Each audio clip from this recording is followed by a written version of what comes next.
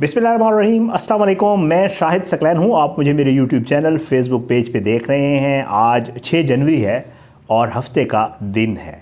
आप सोच सकते हैं कि कोई ऐसा बंदा जिसकी अमेरिका में $5 मिलियन की जो है मालियत का, अमेरिका का एक बहुत ही ज़बरदस्त एरिया जहाँ पे अमीर लोग रहते हैं, वहाँ पे उसका एक बहुत बड़ा मेंशन हो, पूरा उसका एक मतलब बहुत बड़ा महल हो, और वो शख्स बेटी को और बीवी को, और वो बेटी जिसकी पढ़ाई की जो है वो सालाना अखराजात 64,800 यानी $65,000 सालाना जो अपनी बेटी की फ़ीस दे रहा हो, ऐसा शख्स बीवी को, बेटी को और फिर अपने आप को कत्ल कर दे, ख़ुदकुशी कर ले, मारने के बाद ख़ुदकुशी कर ले। बहुत ही हैरानकुन बात, क्योंकि अक्सर व बेशतर हम देखते हैं ये जो हमारे यहाँ आसपास जो रोज़ वाक़यात हो रहे होते हैं, हम अक्सर देख रहे होते हैं, सोच रहे होते हैं कि यार बेचारे ने कर लिया ऐसा मामला, क्योंकि उसके पास खाने पीने के पैसे नहीं थे, बच्चों की फ़ीस के पैसे नहीं थे उसके पास जो है घर का किराया नहीं था, उसके पास बिजली का बिल पे देने के पैसे नहीं थे, तो इसलिए उसने कर दिया। ये रोज़ हम सुनते हैं आजकल, तो अल्लाह रहम करे जो हमारे हालात हुए हैं या उसकी वजह से। लेकिन आप ये भी सोच सकते हैं कि यार एक ऐसा बंदा, इतना बड़ा अमीर आदमी जो अरबपति था, उसने ऐसा काम क्यों किया होगा? बेटी और बीवी की ऐसी कौन सी बात थी, ऐसी कौन सी चीज़ थी कि उसको इतनी नागवार गुजरी कि उसने ये सारा जो है काम किया? और फिर ज़ाहिर है जो है उसकी जो साथ जो चीज़ें मिली, असला वगैरह और जो चीज़ें उसके हवाले से जो पुलिस कह रही, पोस्टमार्टम रिपोर्ट जो आई उसमें क्या कुछ था, ये सारी चीज़ें जो है, ये खबर बड़ी हाईलाइट हुई।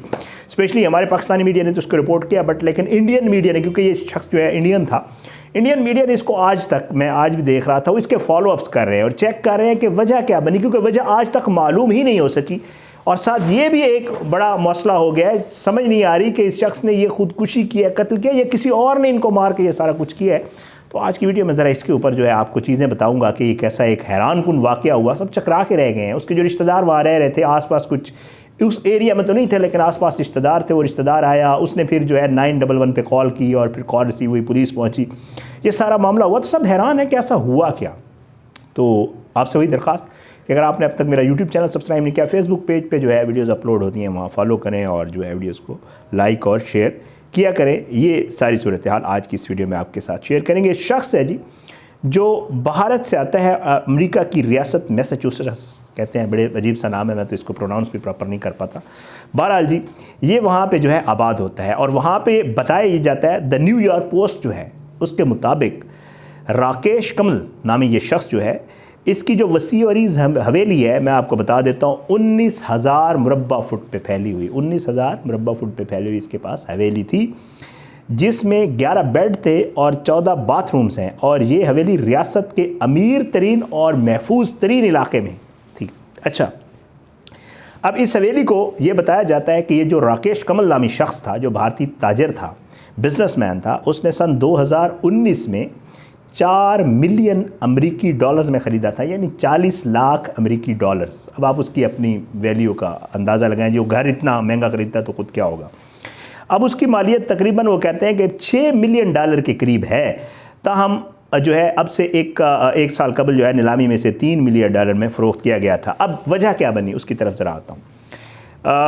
बताया यह जाता है कि जी 911 के ऊपर सुबह 7:25 के ऊपर जो है एक कॉल रिसीव होती है, जिसमें ये कहा जाता है कि ये जो शख्स है ये इसकी बीवी और इसकी बेटी, अब जो इसकी बीवी है 57 साल ये राकेश था, 54 साल इसकी बीवी है जिसका नाम टीना था, और 18 साल इसकी बेटी थी जिसका नाम आरियाना था।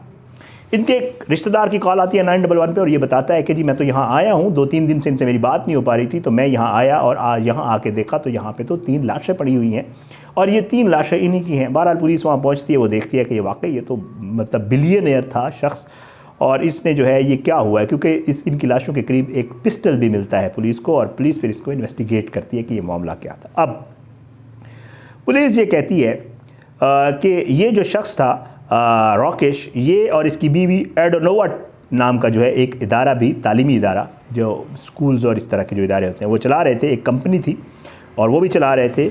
और जो है बताया यही जाता है, पुलिस ने जितना अभी जो इनिशियल इन्वेस्टिगेशन हुई है उससे ये पता चलता है कि इनको हालिया बरसों में जो है वो माली मुश्किलात का सामना करना पड़ रहा था। 2016 में इन्होंने ये कंपनी शुरू की थी और 2021 में इन्होंने माली मुश्किलात की वजह से टीना और राकेश ने जो है ये कंपनी तहलील कर दी थी और इनको माली मुश्किलात का सामना था। ये तो मतलब उनको मिला। अब जब पोस्टमार्टम किया गया तो पोस्टमार्टम में ये चीज़ अब क्लियर हो गई है। पहले ये समझ नहीं आ रही थी, बाद में ये पता चल गया कि वाकई ये कोई कत्ल नहीं है, बल्कि इस शख्स ने बीवी और बेटी को मार के फिर ख़ुदकुशी की है। ये हो गया है बाकायदा तौर पे इस्टेब्लिश कि जी ये इस तरह का मामला है। लेकिन उसके साथ जो पिस्टल मिला है लाशों के साथ, उस पिस्टल की समझ नहीं आ रही कि ये पिस्टल, क्योंकि ये पिस्टल जो है इसके नाम पर रजिस्टर्ड नहीं है, क्योंकि असला रजिस्टर्ड होता है, लाइसेंस होता है, वो पिस्टल इसके नाम पर रजिस्टर्ड नहीं है। पुलिस जो है वो आसपास जितने भी असले के और इधर जो दूसरे डीलर्स हैं ड्रग्स वगैरह के, और उनके रिकॉर्ड से भी चेक कर रही है कि ये जो पिस्टल जो है वो किसी उन लोगों में से किसी के ताल्लुक़ का तो नहीं है, या ये सारा मामला क्या है। अब उसके बाद जी बताया ही जाता है, मैं आपको हैरान कुन तौर पे जो मैंने आपको शुरू में बताया था कि ये शख्स इतना अमीर था कि इनकी बेटी जो आरियाना है वो मिडलबेरी कॉलेज की तालबा थी।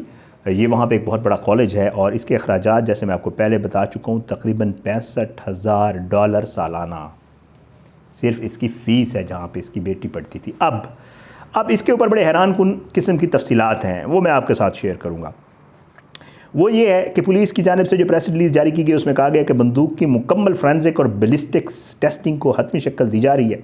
असले के असल मालिक की तलाश में शराब, नशे, असला और धमाका खेज़ मवाद के बीमारियों से मालूमात हासिल की जा रही है। ये सारी सूरत हाल। अब इसमें 2-3 चीज़ें हैं। पुलिस जो है वो ये इस शुबे का इजहार कर रही है कि ये शख्स जो है इसको जो है वो फ़ाइनेंशियल प्रॉब्लम्स आ रहे थे। ये बिज़नेसमैन था, लेकिन जैसे मैं आपको मुख्तलिफ़ तफसीलात में बता चुका हूँ कि इसने अपने घर को भी नीलाम कर दिया था और उसके अलावा इसको थोड़े और फ़ाइनेंशियल प्रॉब्लम्स भी थे, और ये बेटी की फ़ीस वाला और ये सारी चीज़ें मिल मिला के जो है इसके जो रीज़न बनी है जो पुलिस को जो अभी फ़िलहाल नज़र आ रही है, बिकॉज़ पुलिस इसके ऊपर अभी कंफर्म नहीं है। अभी तक उनने कोई हतमी चीज़ और हतमी पोस्टमार्टम रिपोर्ट भी अभी तक जारी नहीं हुई। इनिशियल आई है, इनिशियल में उनको ये लगा कि इन्होंने ख़ुदकुशी की है, पहले मारा और फिर ख़ुदकुशी की है। अब जो है हैरान कुन तौर पे पुलिस ये कहती है कि जी जो मामला है वो माली मुश्किलात का ही लगता है, क्योंकि जो वहाँ पे जैसे मैं आपको पहले बताया कि उस एरिया में तो इनके रिश्तेदार नहीं थे, लेकिन ज़ाहिर आसपास की रियासतों में इनके रिश्तेदार रहते हैं और ये बहुत अच्छी बड़ी फैमिली थी, पैसों वाले लोग थे। तो इनके रिश्तेदारों का भी यही कहना है कि जी इनको माली मुश्किलात थी। लेकिन हैरान कुन तौर पर इनके रिश्तेदार ये कहते हैं कि ऐसा कोई मामला नहीं था कि जी आप कहें कि जी खुदा न खास्ता कोई मतलब इतनी बड़ी कोई बात हो गई जिसकी वजह से इसने ये सारा एक्शन लिया है। अच्छा, ये 57 साल राकेश, आपने इसकी तस्वीर थंबनेल पे देखी होगी। ये दिखने में नहीं लगता कि कोई एजड आदमी है, मतलब उसकी शक्ल से भी लग रहा है कि यार ये स्टिल यंग, ठीक ठाक है, और इसको कोई इस किस्म का, और इसके घर वाले कहते हैं इसको कोई टेंशन, हाइपर टेंशन, कोई इस तरह की बीमारी भी नहीं थी। तो इस वजह से पुलिस भी अभी तक कन्फ्यूजन का शिकार है कि ये मामला दरअसल है क्या, क्योंकि ये मामला अभी तक मुअम्मा ही है कि किसी ने मारा है, ख़ुदकुशी की है, जो भी है इनिशली तो हो गया, लेकिन पुलिस को अभी ये शक है कि कहीं ऐसा तो नहीं है कि किसी ने कत्ल करके इनको फेंका और फिर उसके बाद इसको ख़ुदकुशी का रंग देने के। लेकिन पुलिस इस चीज़ को एक और भी चीज़ जो है वो साथ बता रही है। वो ये कहती है कि जी कोई ऐसे शवाहिद नहीं मिले कि किसी ने घर में एंट्री की हो और एंट्री के बाद वापस किया हो, एग्ज़िट किया हो, घर के अंदर दाखिल हो। इस तरह के शवाहिद भी पुलिस कहती है, जो वहाँ के अखबार मैंने जितने भी देखे हैं और जो चीज़ें मैंने पढ़ी हैं उनसे ये है कि पुलिस कहती है कि जी अगर कत्ल का मामला होता तो फिर ज़ाहिर है घर में किसी की एंट्री होती, तो इस तरह के घर के अंदर दाखिल होने के या घर के अंदर कूदने के या अंदर आने के कोई ऐसे शवाहिद या दरवाज़ा तोड़ के अंदर आने के कोई ऐसे शवाहिद नहीं मिले हैं पुलिस को। तो पुलिस ये कहती है कि कभी इम्कान यही है कि जी इसने पहले बीवी बच्चों को मारा है और फिर उसके बाद ख़ुदकुशी की। हैरान कुन, बहुत ही हैरान कुन। इंडिया में इसके ऊपर बड़ी बात हो रही है,